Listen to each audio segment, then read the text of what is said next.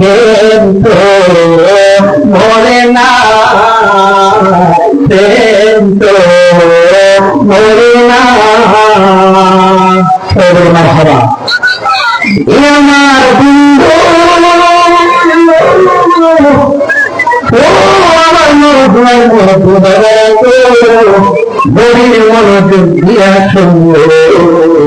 আজকে আপনারা নামাজ পড়ি, কি অবশ্যই নামাজ পড়ি।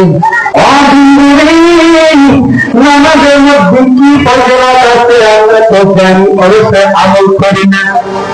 ইনশাআল্লাহ আজকে থেকে আমরা আমল করবো ইনশাআল্লাহ। বলেন আপনারা আমার নবী বলেন, কোন ব্যক্তি যদি নামাজের পরে এবং মাগরিবের নামাজের পরে সাতবার আল্লাহুম্মা আজরিনি মিনান নার, এই দোয়াটা আমরা অনেকে পারি, ঠিক কিনা বলেন?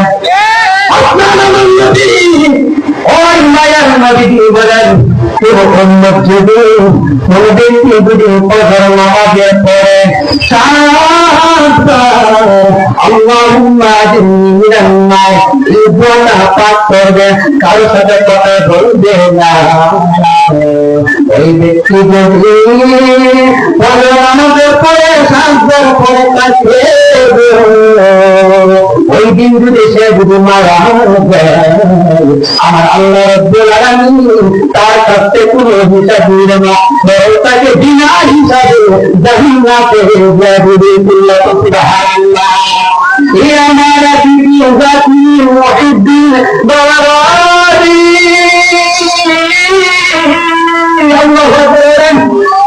ও আমার বন্ধু, আপনার নবী বলেন, আমার কোন মধ্যে কোন ব্যক্তি যদি মাগরিবের নামাজের পরে সাতবার আল্লাহুম্মা আজরিনি মিনান নার এই দোয়াটি পাঠ করে, কারো সাথে কথা বলে না, কারো সাথে কথা না বলে সাতবার আল্লাহুম্মা আজরিনি মিনান নার এই দোয়াটা যদি পাঠ করে, সেই রাত্রি যদি ওই ব্যক্তি যদি মারা যায়, আমার আল্লাহ রাব্বুল আলামিন তার কাছে কোনো হিসাব নিকাশ করবে না, বরং তাকে বিনা হিসাবে জান্নাতে যাবে।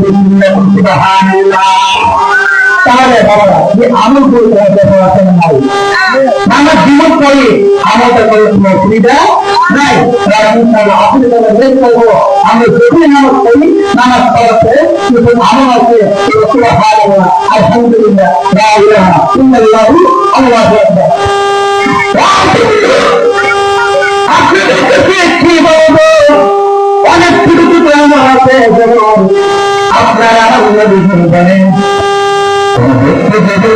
একবার সুবহানাল্লাহ পাঠ করবে, তার জন্য জান্নাতে একটি সুবহানাল্লাহ বলেন। এই যে আপনারা একটু বলবেন সুবহানাল্লাহ, আল্লাহ তাআলা আপনার আমার জন্য জান্নাতে একটি নির্মাণ করেছেন, সেই জন্য বেশি বেশি সুবহানাল্লাহ পাঠ করা দরকার নাই, আলহামদুলিল্লাহ পাঠ করা দরকার নাই। আলহামদুলিল্লাহ পাঠ করলে খুশি হয় কে? আল্লাহ খুশি হয়। আর বেশি বেশি খুশি পাঠ করলে খুশি হয় কে? নবীজি কে খুশি হয়?